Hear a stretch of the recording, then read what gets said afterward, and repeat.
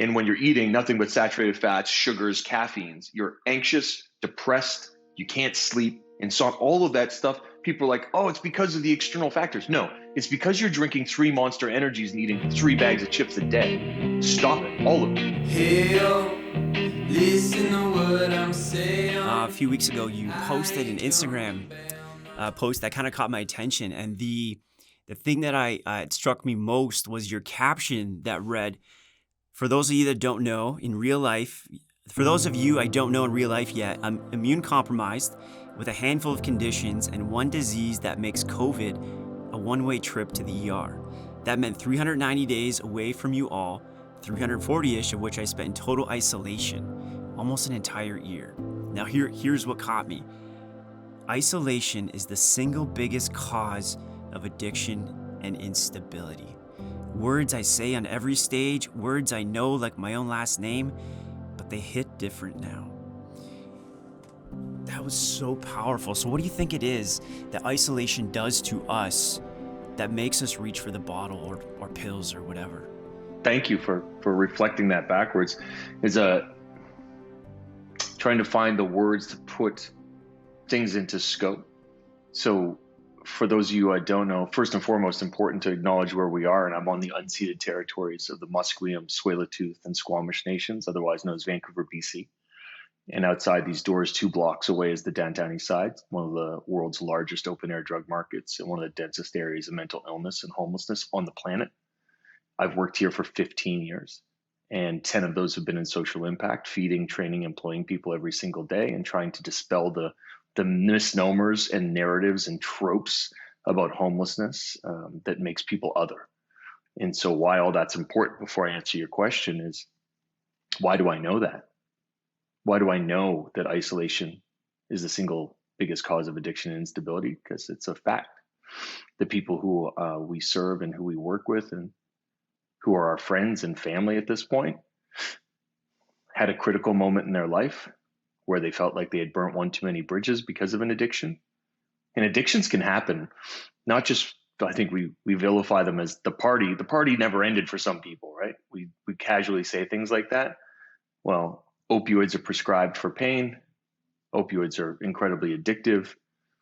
When that prescription runs out, people turn to street drugs.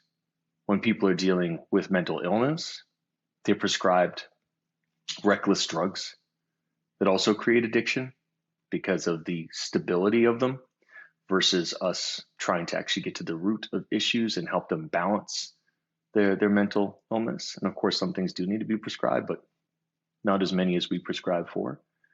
And so the feelings that we have personally around isolation make us turn to something, a substance, sex, all sorts of things that we're addicted to numb the pain.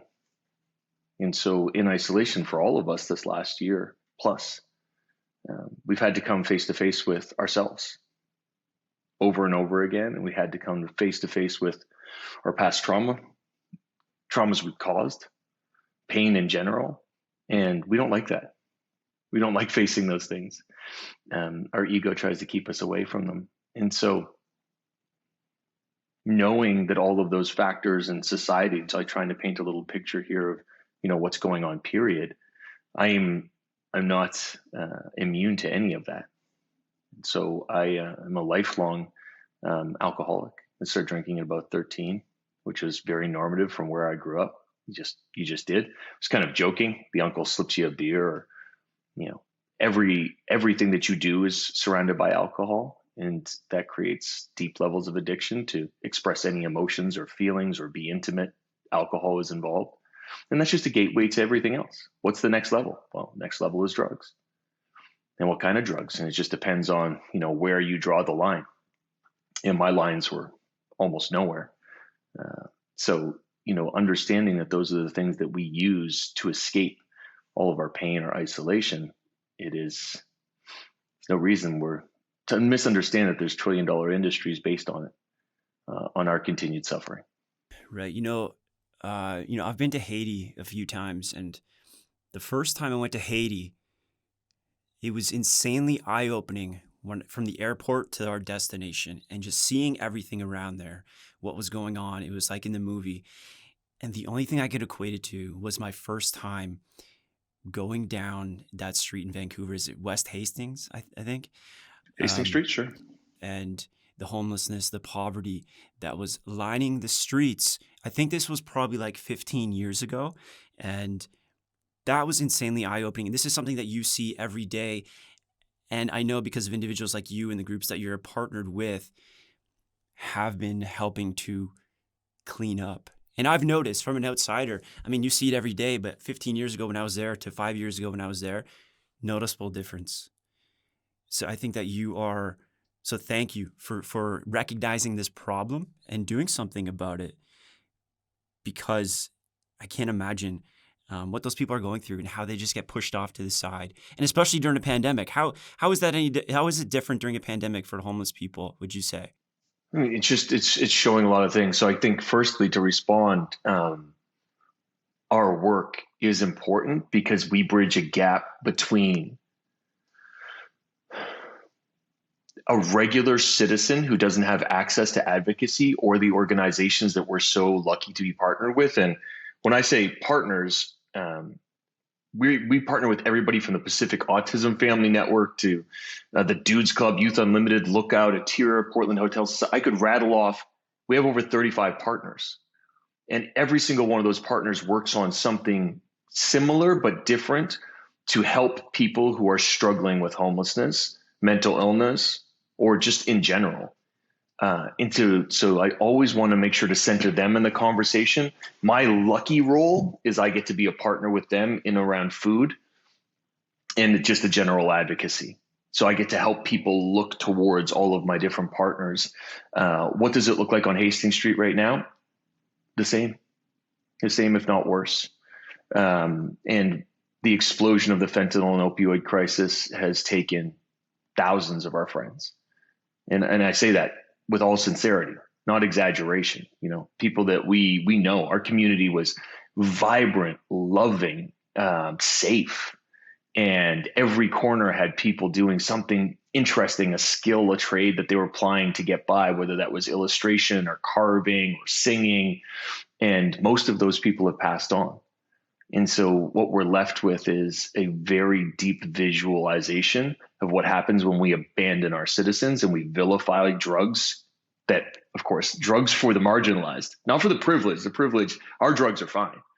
And when we criminalize drugs, and when we criminalize mental health, and when we criminalize poverty, we vilify everything. So poverty is an act of violence. It's a societal act of violence. There's nothing else to candy coat around that. When we choose to be complicit in systems that create these disparities, because it's a choice, we choose to participate. Is this something that can be maybe fixed, maybe help with empathy? I find that where is empathy gone? It seems like it no longer exists in this world. People feel helpless. I know it's not gone because I get to see it every day, right? I'm very fortunate in the jobs that I've created for myself, and where I've centered myself in this work as far as like who I'm accessing and working with every day.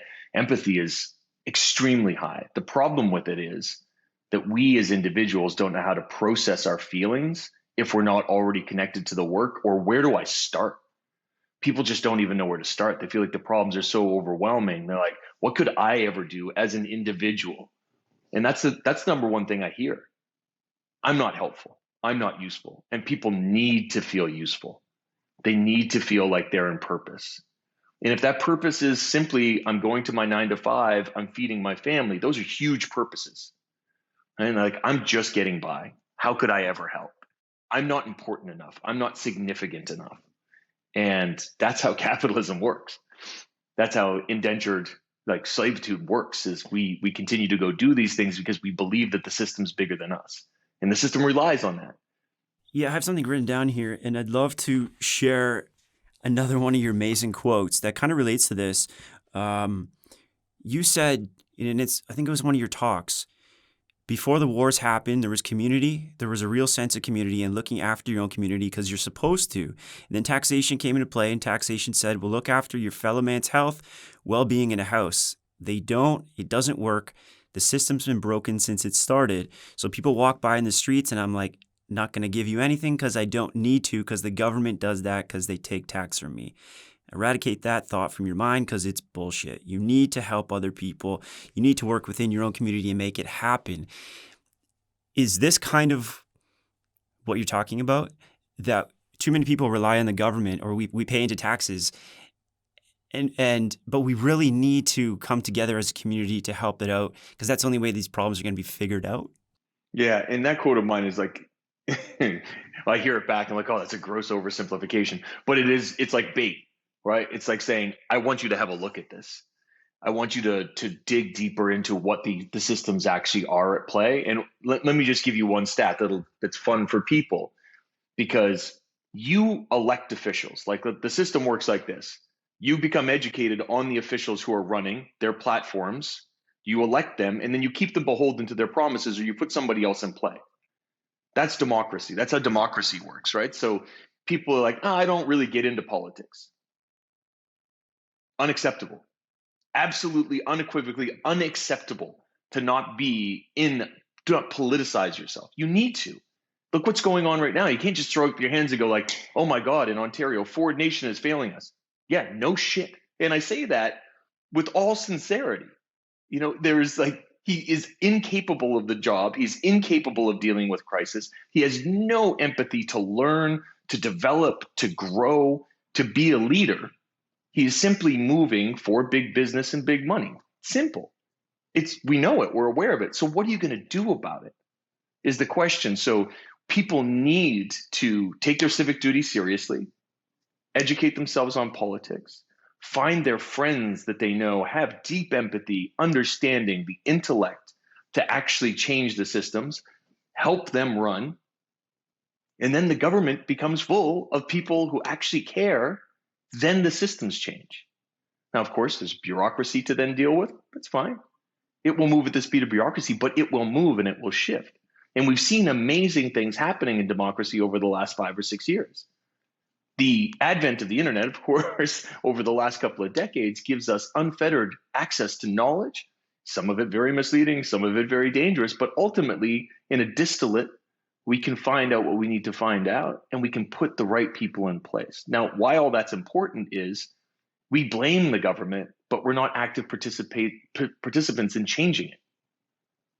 So if we're giving the government our dollars, which we do, a lot of dollars, up to 52% in some cases, you're giving somebody half your money and trusting them to look after society and your well-being with it. When we find out stats like it costs at least 2.5 times more tax dollars to keep somebody unhoused and the services and the emergency responses than it would to give them a home and wrap around services for their mental health and needs, we know that's a fact. It's not maybe. We are still participating in that. You're like, well, what could I possibly do? Your civic duty is what you could do. And we have circles of influence, and working with those circles of influence, look what can happen. And, I think these things are important. And I think we are not helpless. We very much have the future in our hands, and it's our responsibility to help people who don't have a voice. Yeah, we all see it online, these people, especially in Ontario. I see it every day. People blaming the Ford government and the derogatory things they're throwing at them. But I've always thought to myself is, okay, yes, that's true, but you're right.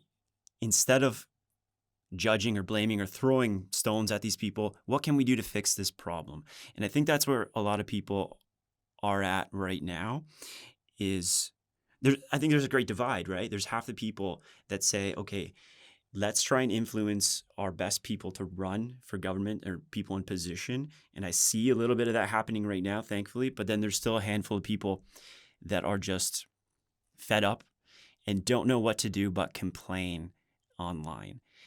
And I worry that is creating a contagious nature to other people who want to just complain. And I don't think that's a great answer. But going back to social media part, I'm curious, as somebody who is immune compromised, how you feel when you see people online right now during a pandemic posting photos together in groups, partying, getting together with family. How does that make someone like yourself feel? So pivoting to a position here of, I can only use the example of British Columbia, right? Yep. And federally, also, our leadership has failed us, and they failed us in an inability to act and to clamp us down and to lock us down. I lived in Australia for 10 years. They are partying right now and they are enjoying their freedom, but they had really rigorous military in the street lockdowns. We gently suggested that people shouldn't maybe go camping. I'm a restaurant owner. My restaurant is closed. 17 different restaurants and small businesses in my 4-block radius are closed forever because of the government's inability to act. We could all deal with a 3-month hardcore lockdown. We did it. We could have gone further, but there wasn't enough strength. And unfortunately, you have entire groups of people saying, I don't know, gentle suggestions are not something I'm here for. Like, I had to take to the internet yesterday to find out what my premier had decided to do around restaurant closures further the day of we're supposed to reopen. So they kicked it to April 19th. We're like, okay, what's going to happen? And yesterday, the day before they closed us, the day of, they said, yeah, it's going to go till the end of May. And that's not how you lead. You lead side by side with business owners. You lead side by side with community members. You don't shame them, right? Our premier came out and shamed young people. He's like, oh, it's all you young people. Like, could you be any more tone deaf? And so I feel that leadership has done a terrible job at connecting with people and helping them understand how that they might be in service to their community. And you could take that one soundbite and apply it to pretty much everything. So it didn't change for the pandemic. So I don't have any anger towards individuals at all.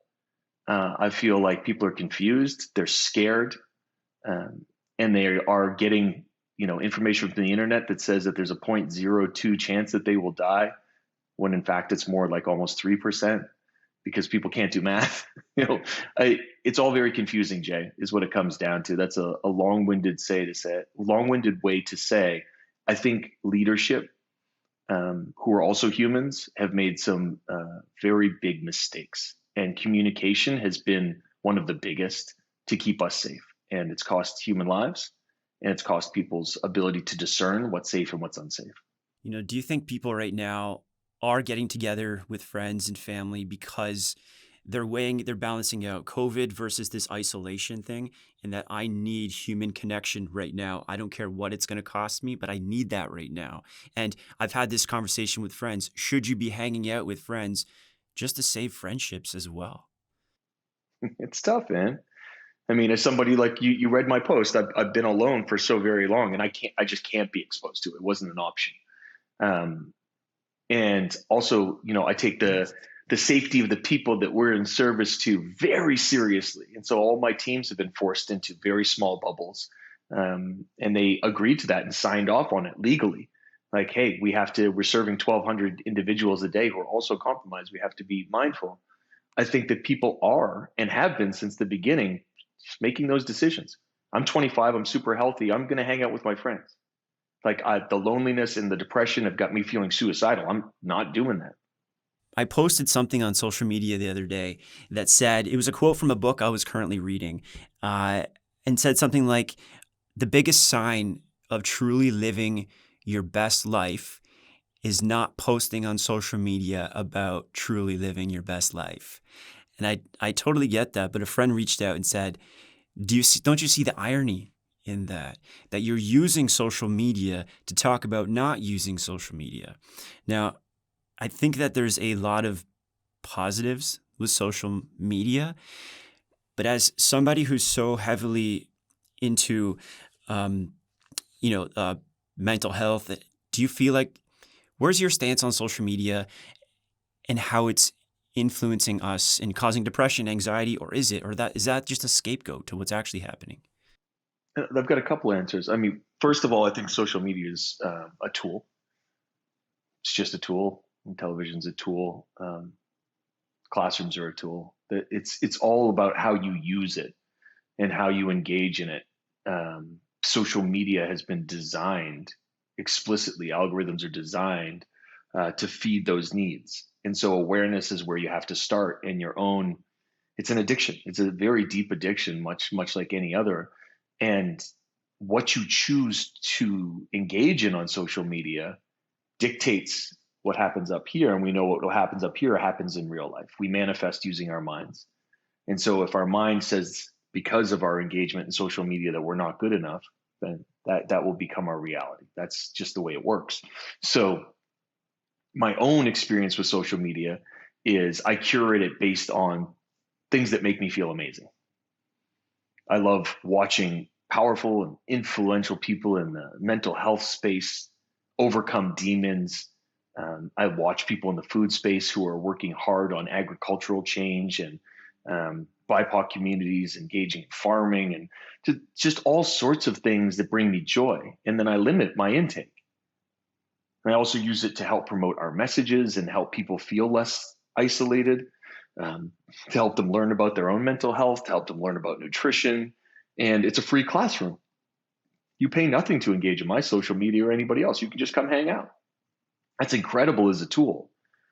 But if you go down the other side of it or the other road, and unfortunately, much like high school, cool kids are mean sometimes, and you engage in that section of it, it can be very, very detrimental. And of course, we've seen people even in our own circles who have fallen into deep, deep depressions based on feedback that they've received in social media.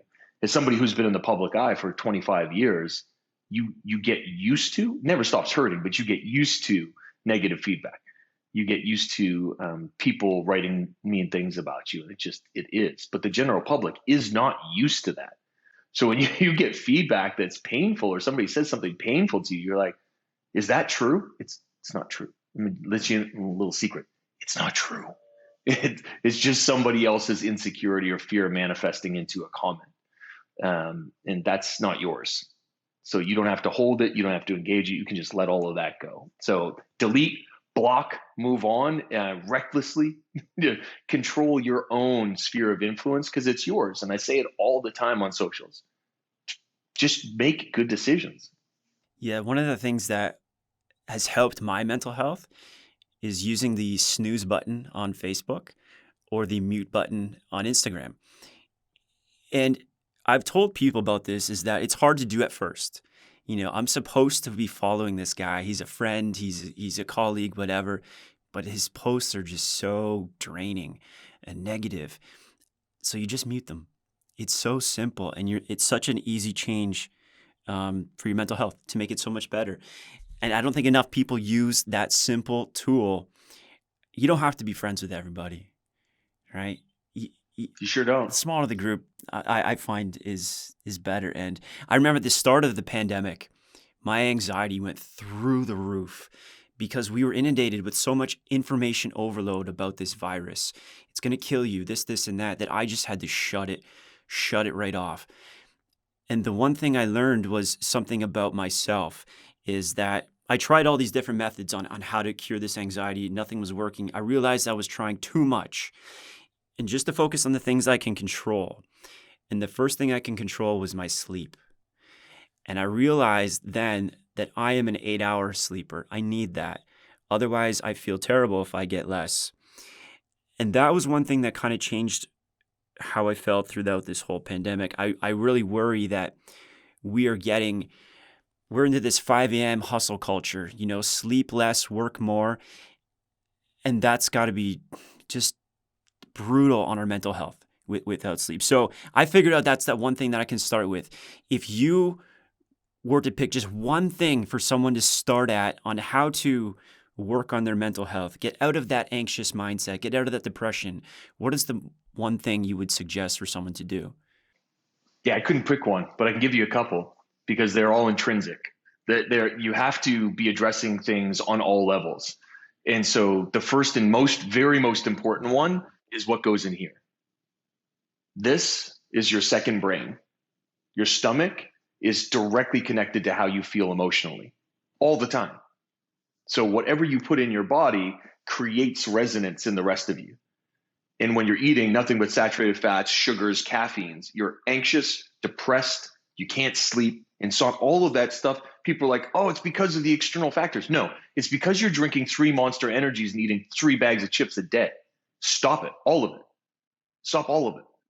And so lots of rice, lots of proteins, lots of good vegetables. You won't have to worry about regulating your sleep. It'll happen naturally. Just remove the factors. We don't talk about this stuff enough. Alcohol is terrible for your sleep. It's awful for your anxiety. It causes incredible depression, imposter syndrome, all this. It comes from depressants. Stop doing it. Just take a break. Go back to moderation maybe, or just stop.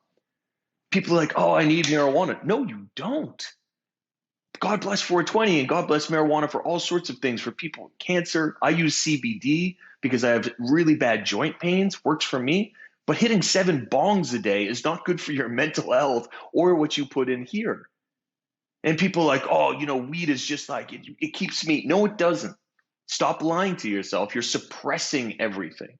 So when you do good in here, everything else comes good. And then just really curate your life into things that give you joy. What do you love doing? For me, Jay, and I know you probably caught some of this, when I was living in Australia for 8 to 9 years, I was a professional DJ. I played records for a living. I played rap, funk, soul music. I got to open up for my heroes. It was my passion. It got taken away from me because of my illness, and I had to move back to Canada. During the pandemic, not only did I rediscover it, I play tonight. I play 3 or 4 times a week on Twitch. I built myself a little studio. I broke out all my 45s. I chose it as my medium. I re-engaged my community. And I play records that gives other people joy, and it gives me joy. Now, as a CEO and founder of 5 different companies operating globally and working with the United Nations, I might think that's not a good look because society tells me that. I still don't give a fuck because that's my joy. And I need it to do my other jobs. So if you're going to feel like, oh, somebody will judge me for doing a macrame class, who cares? Do a macrame class. I did one. It was amazing. Have you ever learned to tie macrame? It's incredibly soothing. So I did that. I'm learning to make shoes, to customize Jordans. I'm a sneakerhead. I'm an online class. I bought a sewing machine. Fill your time with good stuff. It takes you away from socials. It takes you away from the need to escape because you're learning. And if you're engaging your brain, you become proud of yourself. Like, wow, I learned something new. I can share that with my community. I can do something. So intake, all what governs. And you'd be like, oh my God, I used to take like 6 melatonin to go to sleep. Now I don't take any because the food is doing the work. Mental, visual, physical. You got to do all the things. Exercise, and you don't have to do 10,000 push-ups. You don't have to join Fight Club. You can just go for a long walk. I walk. This is the only meeting I'll do today that I'm not in motion. Every other meeting, I'm moving. I walk around my apartment. I walk down to my parking garage. I go up and down. I go outside around the block. Exercise is incredibly important. You put all those things together, Jay, and you watch anxiety disappear. You watch imposter syndrome disappear. You watch all of the things that make you second guess yourself go. And then you pull yourself out of the system. The withdrawal from sugar and saturated fat and caffeine is real. So make no mistake, sugar is still hundreds of times more addictive than the most powerful drug. So it will come out slowly, but just change your habits. Everything I know about anxiety and depression is that there are positives to both. And what I mean is, it's your body telling you something. Whatever that something is, we've tried and figure it out. Do you agree with that kind of that sentence, that take, that it's your body telling you something? Definitely. And it's a much deeper conversation, but Right. Just to reflect the point, we all have something, whether it's generational trauma or trauma of our own, that we have not either addressed in full, and our body is trying to tell us about it, or it's a situation that we're currently in. The situation that we're currently in could be a work related thing. It could be a personal relationship. It could be a friendship that is painful. It could be a relationship with our parents. It could be an existential crisis and, the climate, all of those things at once.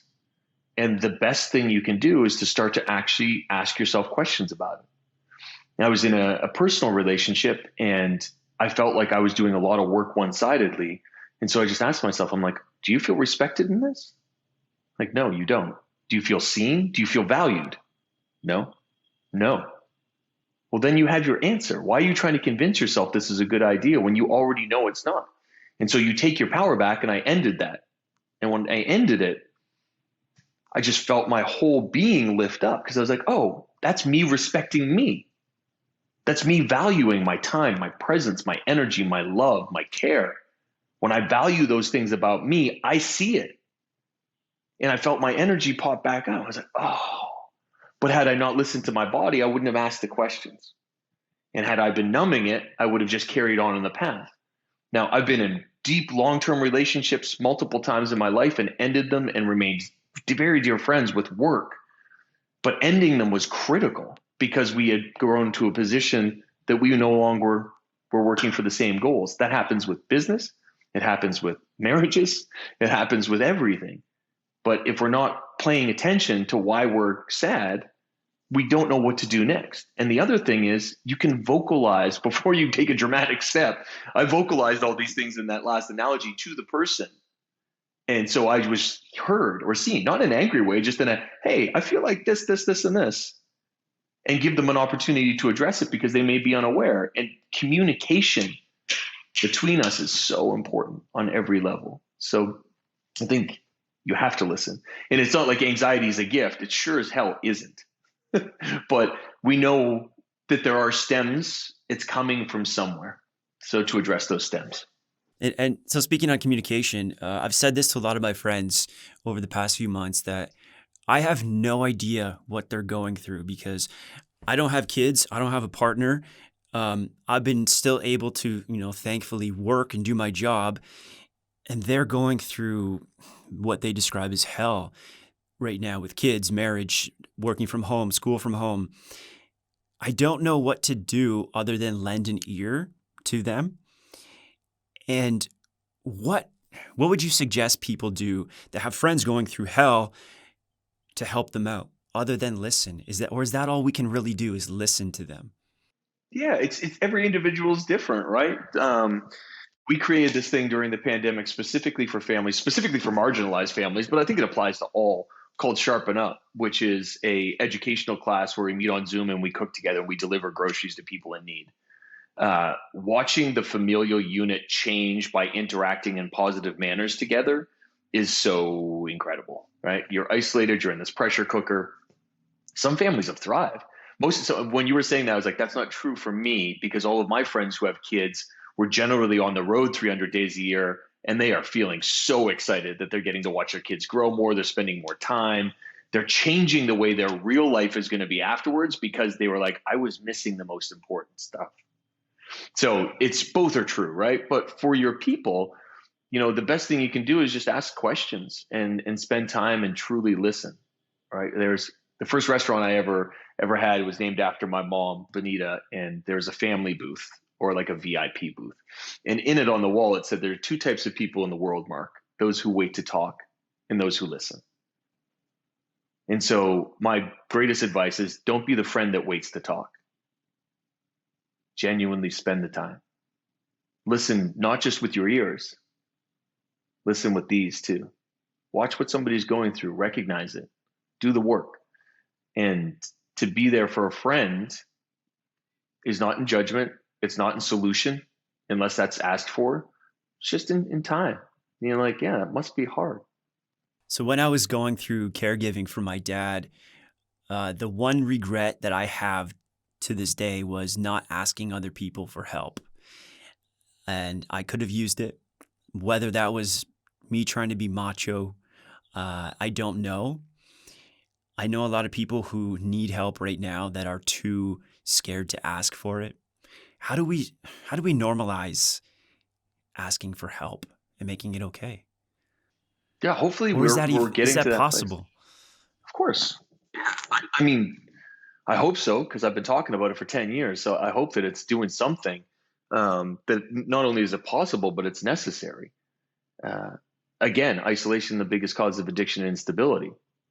When we feel like we're alone, or we feel like the societal norms of toxic masculinity, or, you know, I got this, white knuckling has never served anybody. As somebody who was a white knuckler forever, and somebody who took all of the responsibility, my life truly started when I started to share that responsibility with others. You're like, hey, I can't do this. You watch your friends and family being like, oh my God, thank God. We know, we can see, thank you for finally sharing. And how can we support you? And if your friends don't respond with, how can I support you? Get new friends.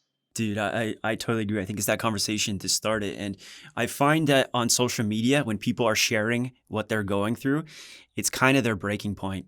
You know, they've kind of exhausted everything they think they could. And I'll share a little tidbit that after my dad died, I was going through crazy grief, as expected. And I was at the doctor like every couple weeks with what I thought was a pain. And my doctor knew that I just needed somebody to talk to. And he recommended a therapist. And at the time, I didn't really have money to spend to go see a therapist. So he gave me a number to call for free therapy in Ontario. Called that number. They were to call me back in a week, and they were going to do a self-assessment over the phone to see how serious I was. And after the phone call, it turned out that I wasn't considered suicidal, so I wasn't important enough to talk to. Now that, my words, not theirs, but their idea. And they would call me back in 6 to 8 months and see where I was, which I thought was horrible, right? Because how can a self-assessment over the phone kind of pinpoint what's exactly wrong with me? And I'm sure you see it too in your circles. So if anyone's watching this who needs help, who wants to ask for help, what do you know of in Canada, because we're here, where they can reach out to? Is there places? What's their best options? Oh yeah, man. I mean, it's limitless. And I'm sorry that you found yourself in that situation, because there are thousands of free resources, groups, online groups, text-based groups where people will help you instantly, and you can become part of a community. So it'd be the entire episode to list them all. But people have taken up that torch and been like, I got this. You know, it started with 12-step programs too. I have friends who are not addicts, but who go to Al-Anon because they have been on the other end of addicts. And they just do it because they need somewhere to share and to be with people and to feel that connectivity. Those spaces are all open to everybody. And it is really just a community of people who are suffering with guilt and trauma, and survivor's guilt, or whatever it may be. So do not rely on your government for mental health help. And I think, going back to what you shared at the beginning, there is, you feel like people are at their wits' end when they share on social media, or maybe that's just where they feel safest. Maybe their anxiety is too high to share in person yet. And so, sometimes when we're in very polarizing or heightened conversations, we find it safer to deal via text. Sometimes we feel like we're not going to be able to get our words together right, because we're just experiencing so much grief, and that it's easier for us to text or to email or to, whatever it may be. And so respecting people's medium is important. And I'm sorry that thread let you down, but there are lots and lots and lots of people out there. If you're in the service industry, my friends run an organization called Not 9 to 5 that's really important, that helps with those types of resources. And during the pandemic in particular, there's tons of stuff out there. And I create spaces for that stuff in real life around advocacy for it and helping people understand, and people connect in those ways. There's lots of talks you can watch on YouTube that'll help you find what works for you too. So I think therapy is incredibly important, and that we need to prioritize it like food and water when our mental health is struggling, and find the resource to engage in it, because it's a trained professional for The lies that you tell yourself to help untangle those lies is very important. To your self-image can be very, very manipulative and very negative. And so having somebody to help you untangle that and give you good tools is really important. I love the stuff that you're doing on social media. I think everyone, I'm going to send them to your page. All the reels you post are incredible. And it's something that's kind of drew me to you. And, I'll be very vulnerable and say that you've been an inspiration in my life, and everything that you do is super contagious and makes me want to help others even more. And that's 100% why I wanted to have you on here, because I think, you already have a large platform, but everybody needs to flood to you to hopefully spread it as far as they can. And I think that's one of the most amazing things about social media, is that we can do that. So thank you for that. And one last story, and I want to hear your opinion, is that back in August, I decided to do an experiment and give up alcohol for 1 year. To see if I can do it, to test my discipline, and to see what positive effects would come out of it. I didn't feel anything for 6 months. Nothing too much change. Now, I wasn't a heavy drinker, but at the 6-month mark, I started getting a lot of clarity and becoming obsessed with the human behavior. And I think that's why these videos are going to exist, because it's pushed me to that direction. And I got a few more months to go, but it's also made me realize maybe this is a lifetime thing. I love waking up Sunday mornings and going for a run instead of being hungover for 2 days. I love that. Now, you're very open about, you started off saying you were a lifetime alcoholic. You gave up drinking, and I think it was 2016. Why did you quit drinking? What was your biggest motivating factor that pushed you to there? Yeah, I mean, there's a dozen stories. I share them on socials. You can check them out. And it's evidence-based for self. Right? It comes down to, how am I impacting the world, myself, my circles, my relationships, and how could I be better? And ultimately, alcohol just it disassociates you from your body. So indigenous populations and indigenous cultures, believe that it removes the soul from the body, because it does. That's why we use it. We use it because we want to disassociate. We want to become the carefree, I'll do anything superhero versions of ourselves.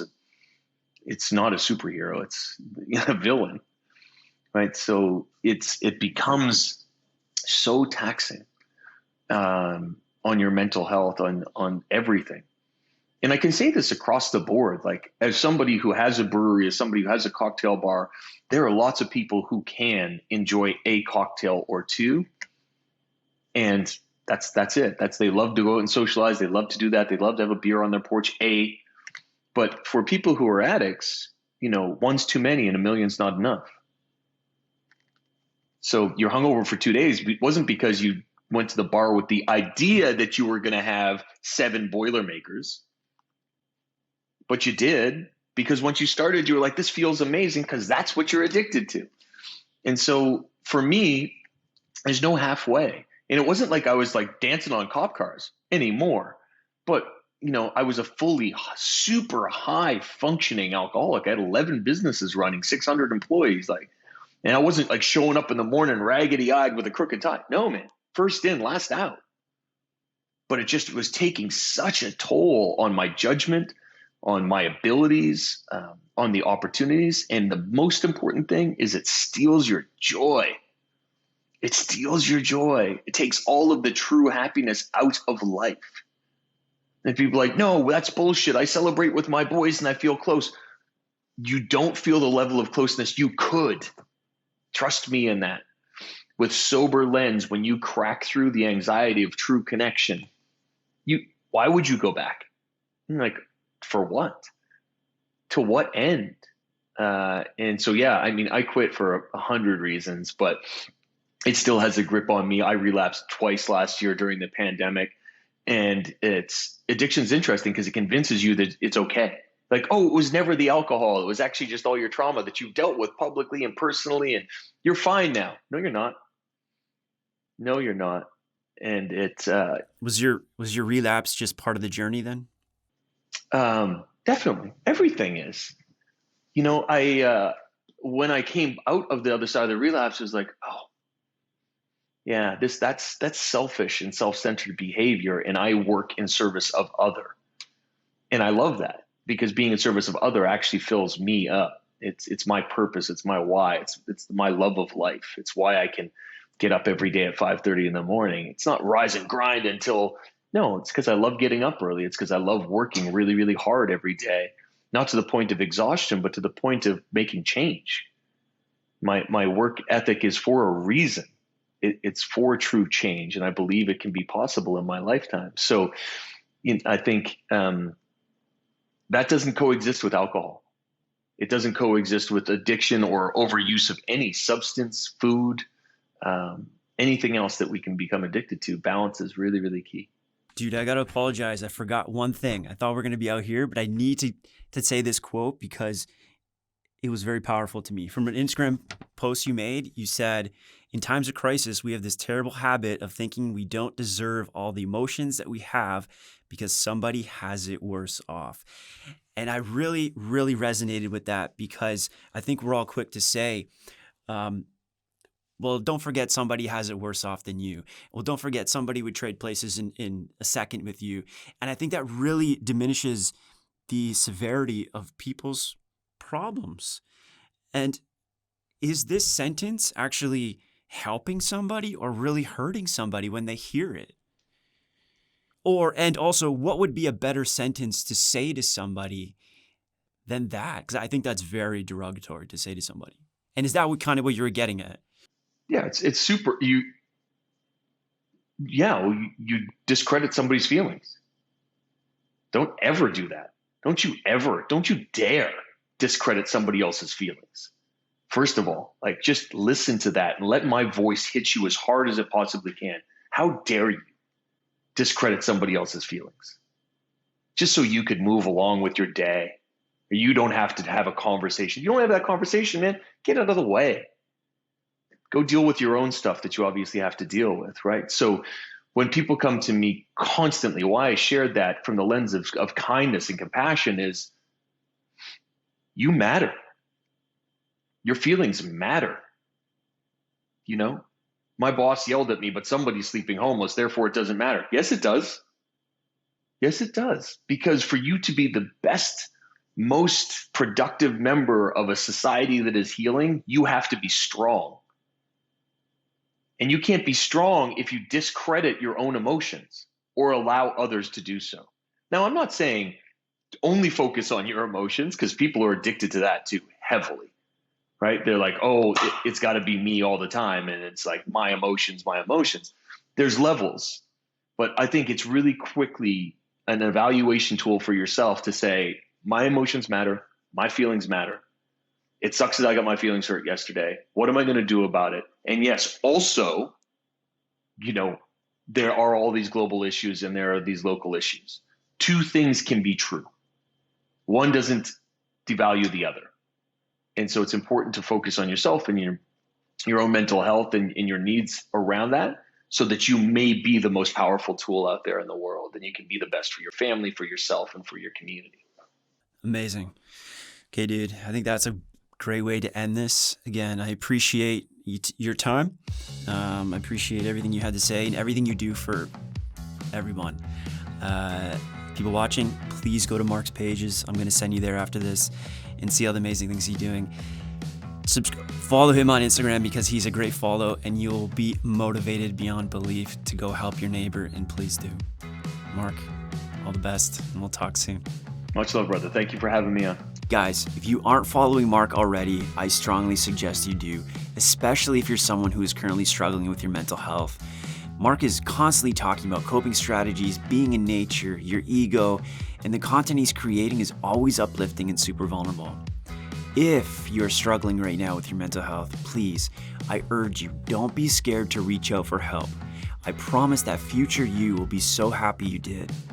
And as always, I would love to carry on this conversation in the comments and hear about what this pandemic has done to your mental health and the steps you're taking to overcome it. I truly believe that if you're writing what's going on with yourself and somebody else is experiencing the exact same thing, that will make them feel so much better. You have no idea what your words can actually do. So thank you all for watching, and we'll talk soon. Peace. I wanna give you the